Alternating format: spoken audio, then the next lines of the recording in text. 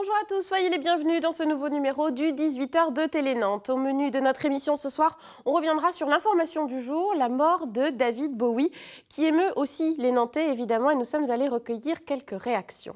Petite devinette pour le sujet de notre émission du jour, je peux être court allongé noisette, je peux être pris vite fait sur le zinc ou être dégusté à la fin d'un bon repas, je suis le café, bien sûr. Et comme pour beaucoup d'autres produits, le café aujourd'hui est en quête de qualité et cette tendance existe aussi à Nantes. On torréfie sur place, on n'achète pas n'importe quoi et on court les coffee shops. Nous parlerons de tous ces aspects du café avec nos trois invités. Et puis en fin d'émission, c'est Delphine, notre chroniqueuse famille de kidiclick.fr, qui nous rejoindra. Elle va nous parler d'une nouvelle salle de spectacle qui a ouvert à Rezé, ça s'appelle la Soufflerie. Elle nous parlera bien sûr du programme Jeune Public et aussi cette saison, elle nous fera déguster sa recette de la galette. Voilà le programme du 18h de Télé Nantes. C'est parti tout de suite maintenant.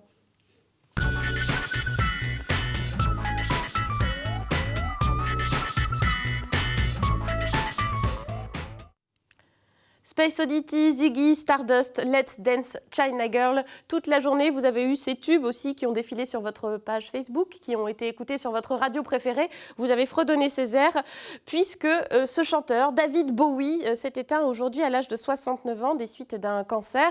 Il venait pourtant de sortir un tout dernier album, le 25e, c'était le 8 janvier dernier, l'album Black Star. Alors évidemment, c'est une page de l'histoire du rock et de l'histoire de la pop qui se tourne aujourd'hui. Tous ces fans et même tous ceux qui ont aimé ses chansons sont surpris, affectés par sa disparition. Benoît Balti, notre journaliste, est allé recueillir les réactions à Nantes d'un gérant de bar mélomane, d'un disquaire mélomane aussi, et aussi des représentants du milieu musical et artistique de Nantes. Regardez. Un peu abasourdi comme tout le monde, même si on s'y attendait un peu, on savait qu'il n'était pas très en forme, qu'il était bien malade. 10 jours après la mort de Lemmy, de Motörhead, ça fait quand même un peu beaucoup.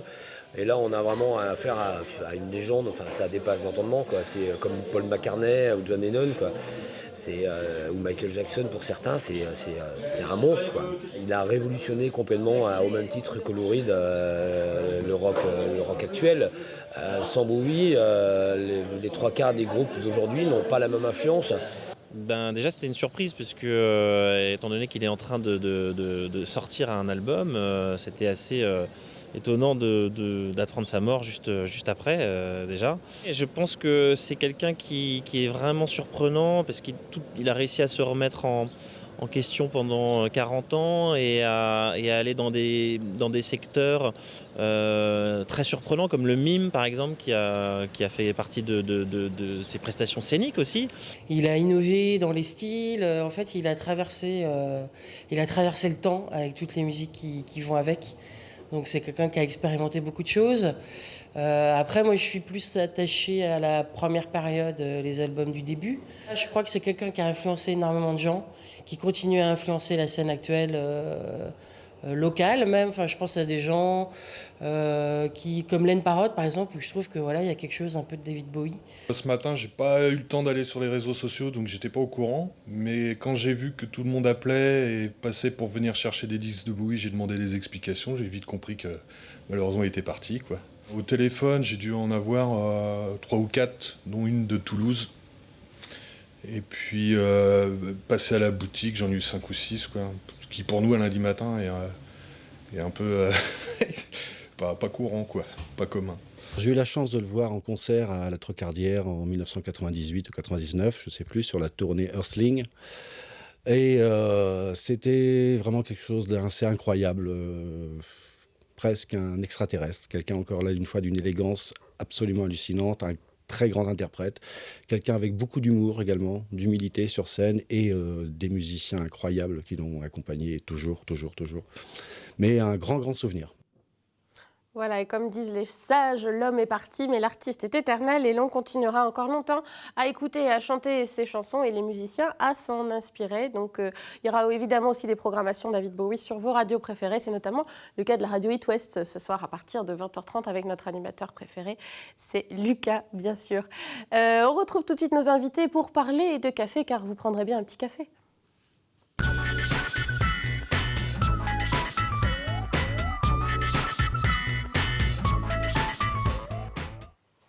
Il il est 18h ou presque, c'est plutôt l'heure de l'apéro, mais ce soir, on vous propose de déguster un petit café. En début de semaine, en début d'année, on avait besoin de ce coup de fouet.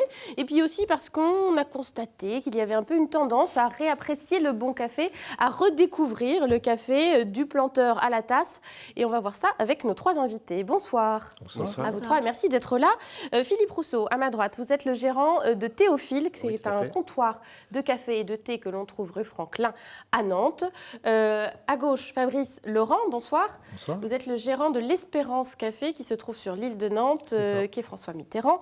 Vous êtes également torréfacteur et barista. C'est exact. On y reviendra. Et à vos côtés, Emmanuel Picard, bonsoir. Bonsoir. Vous êtes la gérante du Blue Sugar Café et également barista. Voilà, on va d'abord aussi peut-être dire c'est quoi barista d'ailleurs pour que tout le monde soit au courant. Ça veut dire quoi? Barista, c'est la personne qui prépare les boissons à base de café. C'est un terme italien et qui se reprend maintenant dans tous les coffee shops. D'accord, donc dans un coffee shop, il y a un barista. Ouais, ou plusieurs, mais Ou plusieurs, au moins un. mais il en faut au moins un en tout cas. Je le disais, on part nous d'un constat, c'était l'envie aussi de vous réunir ce soir, de se dire on veut maintenant du bon café, un peu comme dans d'autres produits, on recherche aussi la qualité. Est-ce que c'est un constat que vous faites aussi, vous, dans vos magasins respectifs? Patrice Laurent, j'ai dit Fabrice encore tout à l'heure, mais c'est bien C'est pas grave. Patrice. C'est un constat que vous faites aussi? Oui, absolument. Tout comme le thé, comme le vin, le café, c'est un produit de terroir, c'est un produit agricole. Et donc, ça signifie que s'il est bien travaillé et qu'on arrive à préserver la qualité de l'arbre à la tasse, on peut avoir quelque chose de vraiment exceptionnel avec des caractéristiques très différentes d'un café à l'autre. Et c'est ça qu'on va proposer aux clients. Vous aussi, dans votre coffee shop, c'est un souhait des clients que vous ressentez? Il y a des personnes qui viennent vraiment pour ça, qui s'y connaissent en café et qui veulent vraiment profiter et boire un bon café. Et d'autres personnes qui viennent par curiosité, qui entendent parler de cette nouvelle vague du café de qualité. Et donc qui viennent découvrir de différentes sortes de café chez nous, entre autres, pour découvrir autre chose que ce qu'ils ont l'habitude de boire chez eux et pour faire la différence. Ouais, voilà. On en a marre du jus de chaussette ou du café un petit peu qui qui fait un petit peu mal à l'œsophage, on va dire ça comme ça. Chez vous aussi, même Oui. tendance, vous constatez Les clients sont devenus plus curieux de différents goûts, de différentes origines. Ils ont compris que dans le café, comme le disait Patrice, il y a des terroirs, il y a des différentes origines et qu'on pouvait boire des cafés meilleurs et différents de ce qu'on a eu l'habitude de boire, surtout en France, où on n'a pas eu une Ah oui, parce éducation qu'alors, très en France, café. on pourrait peut-être s'enorgueillir d'avoir un peu une terre de café, parce qu'il y en a beaucoup des cafés, on boit beaucoup, un petit café justement sur le zinc. Alors, c'est pas l'Italie et tout ça, mais on n'a pas une grande culture café en France? On a perdu. Ouais. On a perdu. La France a été un grand pays de café. Et petit à petit, on a perdu la connaissance du café. Il y a une époque où les gens torréfiaient chez eux, préparaient chez eux. Après avoir moulu leur café, ils se préparaient tout le temps un bon café. Et ça s'est perdu. On ne va pas chercher de raison, mais bon, il y a eu les cafetières électriques. Ensuite, il y a eu beaucoup de facilité. Et on a perdu la technique de préparation des cafés. Et petit à petit, le café est devenu mauvais. Oui, c'est ça. Et là, on retrouve finalement ce qu'on avait perdu, quoi, en définitive. Nos grands-mères n'achetaient pas de café moulu, déjà. La preuve, on trouve des moulins à café. Je remets la déco pour le plateau. On trouve des moulins à café un petit peu dans tous les dépôts-ventes, les vides-greniers. On en avait des moulins à café à l'époque. Absolument. Et je dis à mes clients, lorsqu'ils en trouvent, non seulement de les acheter, de les nettoyer, de les réutiliser. Ouais, tant qu'à faire. Alors, est-ce qu'il y a aussi, c'est peut-être un contre-exemple, mais voilà, il y a eu aussi la mode Nespresso, pour pas les nommer, what else, le café en capsule. Il y a les Starbucks aussi, en fait, est-ce que finalement, qui sont peut-être pas des cafés de qualité, mais qui ont remis aussi le café au goût du jour, finalement, ça a fait du bien aussi au vrai café? Ouais, ça, oui, c'est sûr. De toute façon, le fait qu'il y ait eu les capsules, les chaînes, les coffee shops et tout, ça a donné une nouvelle tendance et des nouvelles habitudes aussi pour les consommateurs. Et au final, c'était par rapport aux capsules, ça donne toujours quelque chose de mieux que ce qu'il pouvait y avoir avant. En tout cas, même si c'est plutôt industriel, ça permet aux gens aussi de découvrir des différentes origines parce que ils comprennent que ça peut être autre chose que du café déjà moulu et même s'il y a un pas énorme entre entre ça et quelqu'un qui torréfie son café et qui le prépare d'une façon très particulière. Voilà, il y a beaucoup de critères qui rentrent en ligne de compte. Ouais. Mais ça a déjà au moins mis l'accent sur le café. Au moins, les gens s'y intéressent et se posent des questions. Paradoxalement, la capsule a fait aussi du bien à vos commerces. Ça a réouvert les gens vers les différentes origines. Les gens ont compris qu'il y avait différentes origines de café. Moi, ce que je constate actuellement, c'est qu'ils se lassent au bout d'un moment des capsules et qu'ils ont envie de retrouver autre chose, de retrouver quelque chose de qualité supérieure. Et pareil, avec Starbucks, c'est un peu la même chose. Oui, souvent c'est une première étape, que ce soit les capsules ou alors les coffee shops, les grandes chaînes de coffee shop, c'est une première étape pour découvrir le café. Et ensuite, les gens qui veulent aller plus loin, avoir plus de choix, ils viennent après voir les artisans. Ceux qui savent bien travailler les produits, ceux qui vont chercher des produits rares, des produits de terroir. Et là, on entre dans une autre dimension de café. On appelle ça le specialty coffee. Le Specialty coffee. Specialty coffee. Voilà, café de spécialité, café gourmet. C'est-à-dire que là, on rentre dans la gastronomie. Oui, c'est ça. On n'est plus du tout dans le même registre, évidemment. Gustatif. Par contre, en termes de tarifs, on n'est quand même pas très loin. Oui, on va y venir aussi un peu plus tard au tarif, évidemment, vous me devancez. Mais ce qui est important aussi, c'est de refaire de la pédagogie, parce que là, on a parlé rapidement aussi du moulin à café, mais refaire un petit peu toutes les étapes du café avant qu'il arrive dans notre tasse. Il s'en est passé des choses. Vous êtes aussi torréfacteur, justement. On n'est plus très familier de tout ce vocabulaire du café et de toutes ces étapes avant que ça arrive dans notre tasse. Alors, c'est quoi le chemin du café ? Le chemin du café, c'est les cerises qui poussent sur l'arbre. C'est la cueillette. Donc c'est une petite cerise. Première surprise, une cerise. C'est une petite cerise très rouge, quelquefois un peu jaune. Ça dépend de la variété d'arabica. Et donc qui est cueillie 1 ou 2 fois par an. Et ensuite, de cette cerise, on retire 2 grains de café. Qui sont de couleur verte. On les a sur ce plateau. Je ne sais pas si on peut approcher le petit chose. Ou en prendre quelques-uns, juste des grains. Déjà pour montrer, quoi. Ces petits grains qui sont verts et qui ressemblent à des cacahuètes, en fait. Voilà. Alors, si on les sent, ça sent le petit pois ou ça sent l'herbe mouillée, ça sent pas du tout le café. C'est vrai. Donc, c'est assez surprenant. Donc ça, à la base, le café, il est comme ça. Le café, il est comme ça. Donc, tous les arômes sont latents. C'est-à-dire qu'ils sont là, ils attendent d'être développés. Ouais. Et ensuite, qu'est-ce qui se passe ? Et ensuite, ce qui se passe, c'est un feu d'artifice d'arômes. Donc, les torréfacteurs ont la lourde tâche de développer tous les arômes que les agriculteurs ont mis tant de temps à préparer. Et on a 15 minutes à peu près, entre 12 et 18 minutes, pour développer les arômes et les préparer pour qu'ils soient solubles dans l'eau. Alors, on a des images de torréfaction. On est venu vous voir justement ce matin aussi dans votre café pour voir comment vous faisiez avec cette fameuse machine où on met les grains. Le torréfacteur. Le fameux torréfacteur. Et donc, après, il s'agit de chauffer ces grains ? Il s'agit de chauffer. En fait, c'est très simple. La torréfaction, c'est le même processus que dans d'autres aliments, comme le pain grillé ou la viande. Ça s'appelle les réactions de Maillard. On caramélise les sucres. Et à partir de cette caramélisation des sucres, il y a beaucoup d'arômes. Il y a plus d'une centaine d'arômes qui vont se développer, plus que dans le vin. Et notre travail, c'est de développer les arômes, donner du corps à la boisson et surtout ne pas brûler le café. On reste sur des notes caramel et de ce fait, on garde les notes sucrées. Et beaucoup de mes clients ne sucrent pas leur café chez moi parce qu'il est déjà riche en sucre. Oui, il y a du sucre naturellement présent dans ces grains de café. Absolument. Vous aussi, c'est des choses sur lesquelles vous faites attention. Justement, la torréfaction dans vos fournisseurs, ça fait aussi partie justement de la chaîne. Nous, effectivement, on a choisi, c'était vraiment le point principal de notre activité, c'était de bien choisir notre torréfacteur, puisqu'on est aussi sur du café de spécialité, et on voulait vraiment mettre ça en avant. Donc, ça passe aussi par la machine à café, c'est-à-dire la machine à espresso, toutes les façons d'extraire le café, que ce soit comme ce que Patrice a ramené, que ce soit un Chemex, un V60, il y a plein de façons de faire. Oula, on a dit plein de mots. Un Chemex, c'est ça ? Oui. Voilà, et un V60, voilà, c'est ça. D'accord. Et c'est le cône. Oui. Et en fait, c'est des façons de faire qui sont utiles et qui vont rendre un bon café si le café a été bien torréfié. Donc pour nous, c'était une évidence de choisir. Oui, donc c'est ça. Alors, on devine petit à petit les critères d'un bon café. Donc il faut qu'il soit bien torréfié.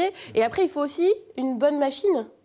En gros, on ne fait pas un même café dans une cafetière électrique que dans ces ustensiles peut-être moins connus. Ce qui est amusant, avec le même grain de café, avec différents matériels, on n'obtiendra jamais le même goût de café.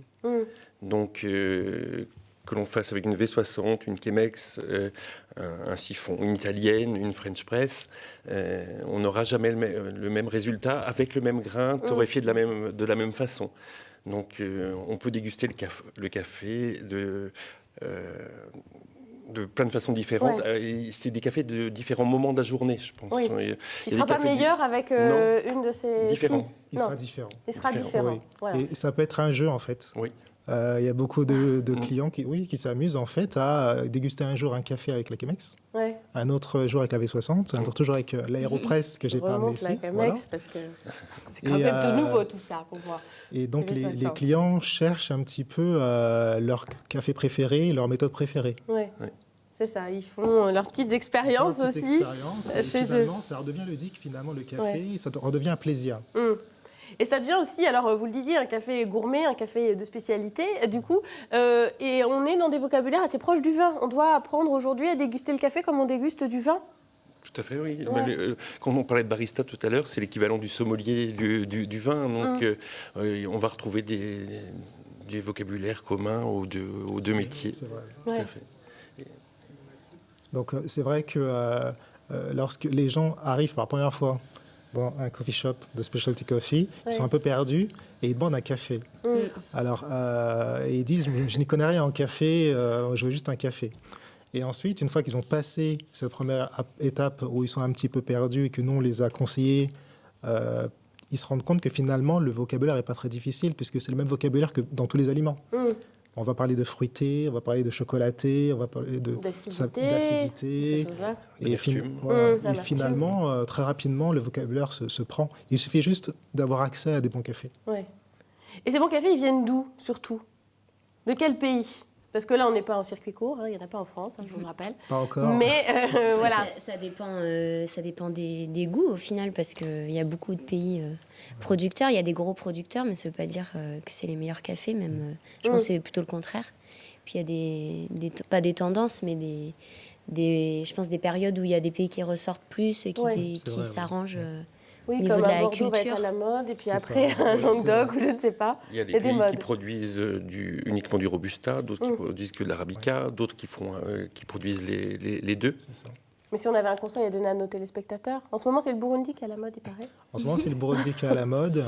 Alors ça reste un café quand même très fruité. Ouais.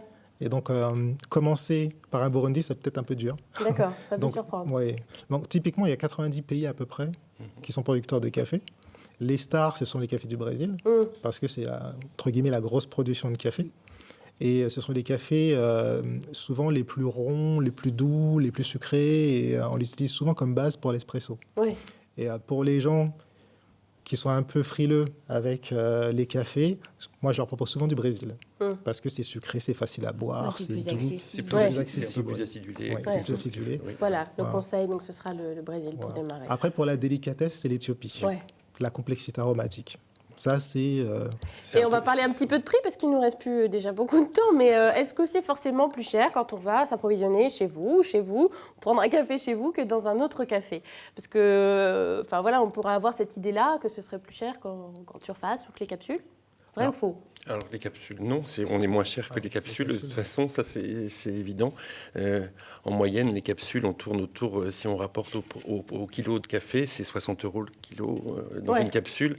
Donc on en est encore très loin en proposant du café de bonne qualité. Et voilà, après, c'est comme dans l'alimentaire. On achète un produit de qualité, donc il a un coût, mais qui est justifié par le travail, évidemment, qui est fourni. Oui, en quelques mots?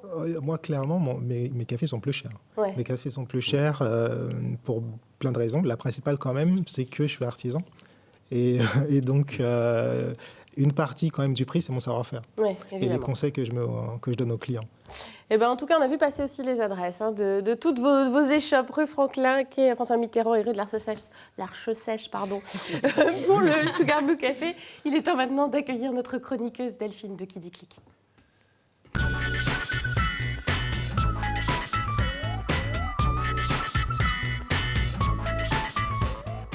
Bonjour Delphine. Bonjour. Et bonne année. Bonne année. Alors, la galette, on se la garde un petit peu pour plus tard. Plus tard. Avec le café, ça devrait aller être pas mal. Mais d'abord, vous nous parlez d'une salle qui vient d'ouvrir à Rezé qui s'appelle la Soufflerie. Ouais, la nouvelle scène de Rezé s'appelle la Soufflerie, avec un auditorium tout nouveau, tout beau, qui fait 300 places. Un auditorium qui a été conçu spécialement pour un projet qui tourne autour de la voix et donc l'écoute de la musique en acoustique pure, avec une programmation qu'on voulait vous flécher parce que pour les familles, elle est topissime. Ouais. On a repéré des choses très très chouettes. Alors vraiment, l'idée de partager un spectacle en famille, nous, c'est quelque chose qui nous tient à cœur chez Kiddy Click. Et on a repéré par exemple en janvier un spectacle qui s'appelle Bac en balle, qui est un spectacle de jonglerie musicale qui permet d'initier les enfants à la musique de Jean-Sébastien Bach. Et sur quelque chose d'aussi pointu que les suites pour lutte, mais sans les ennuyer, sans les barber. Donc nous, on trouve que c'est vraiment assez chouette de pouvoir être sur ce terrain-là. Qu'est-ce qu'on a vu d'autre? Un spectacle un lyrique, mais de marionnettes, autour de l'œuvre de Vivaldi, qui est à voir dès 2 ans. Pas mal. Voilà, c'est super. Toute la programmation est à l'avenant. Pour la folle journée aussi. Exactement. On peut emmener nos enfants début février, pourquoi pas. Mais vraiment, on les prend pour un public exigeant et puis ça permet de partager des super moments en famille. Il y a un très bon point, les spectacles sont programmés le dimanche à 16h30. Et puis il y a un abonnement famille à 21 € les 3 spectacles, qui porte la place à 7 €. Je trouve que pour une programmation aussi pointue, c'est abordable. Voilà, donc une nouvelle salle à découvrir à Rezé avec une belle programmation pour le jeune public. Programmation. Et également, je ne l'ai pas mentionné, mais c'est intéressant, des ateliers parents-enfants qui permettent un petit peu d'approfondir les choses, de rencontrer les metteurs en scène, les artistes. C'est gratuit le samedi matin en marge de certains spectacles si vous avez pris les billets. Voilà. Donc renseignez-vous sur le site de la Soufflerie, www.lasoufflerie.org. Ok, parfait. Et puis sur Kiddy Click aussi, qui renvoie à la Soufflerie, bien entendu. Et puis cette saison, vous l'avez amené une belle galette que vous avez faite avec des enfants. Avec des enfants. C'est possible. Voilà, de 3 et 5 ans. Donc c'est simplissime, la galette des rois, c'est la bonne nouvelle. Puis janvier, ce serait pas franchement janvier sans la galette. Pour les enfants, c'est un truc qui est très important. Ça les éclate. Donc là, on voit la liste des ingrédients. Tout à fait. Alors, et puis la marche à suivre. La marche à suivre, je vais vous la donner, mais c'est très simple. Vous mélangez un peu de sucre et du beurre. Vous ajoutez 2 œufs, tout simplement. Et ensuite, en fait, cette pâte, et de la poudre d'amande, bien sûr. Cette pâte... Parce que c'est pas de la frangipane, mais c'est la poudre d'amande. Non, poudre d'amande. Voilà. Nous, on fait simple. C'est vraiment une recette basique, mais très bonne, vous verrez. On étale une pâte feuilletée, on recouvre de cette pâte. Deuxième pâte feuilletée. Vous vous amusez à faire des petites décorations qui vous amusent. Un jaune d'œuf au pinceau et une demi-heure au four à 180-200 degrés. Et vous avez même fabriqué la couronne. Alors voilà, on vous a mis une petite couronne à télécharger sur le site. Ça c'est gentil. Parce que quand on fait soi-même sa galette, il faut aussi une couronne. Et il ne faut pas oublier de mettre la fève. Évidemment. Ça m'est déjà arrivé. Alors comment vous trouvez des fèves nous on la remplace par une noisette. Ah d'accord. C'est le truc. On collectionne moins quoi du coup. On collectionne moins les on les mange. Ça va bien avec le café, noisette. Tout à fait. Voilà. Et du coup, vous disiez, c'est très important pour les enfants la galette. Ben oui. Ils adorent ce moment-là. Ben oui, ils aiment bien ce moment-là. Alors, on fait, dans la tradition, on fait se cacher le plus jeune sous la table. Ensuite, ils se sentent hyper fiers d'être le roi ou de choisir une reine. Maman pour être la reine. Voilà. En plus. Ouais. Chez moi, c'est facile, j'ai que des garçons. Donc voilà, la recette de la galette, on a le droit de la faire même après l'épiphanie. Exactement, oui, tout le mois de janvier. Ouais. Tout le mois de janvier, la galette accompagnée de café. Ça marche. Le bon plan, c'est que c'est économique aussi, parce que du coup, on est à 3-4 €. Ouais, c'est ça. En réalisation. Donc on met un peu plus cher pour le café et un peu moins pour la galette. Voilà. Du coup, ça tombe bien. Finalement, tout est dans tout. Et on retrouve donc la recette sur le site de Kiddy Click aussi. Oui, dans les immanquables du moment. Super. Et ben voilà, on a tout vu passer aussi l'adresse de Kiddy Click, c'est www.kiddyclick.fr. Merci beaucoup Delphine pour tous ces bons conseils. Merci aussi à vous d'avoir été avec nous. On rappelle Théophile, c'est rue Franklin. L'Espérance Café, ça se passe sur l'île de Nantes, quai François Mitterrand. Et puis le Sugar Blue Café, c'est rue de l'Arche Sèche. Je l'articule bien dorénavant. Merci beaucoup à vous d'avoir été avec nous, de nous avoir appris autant de choses sur le café. Merci à vous de nous avoir suivis. À demain pour une nouvelle émission.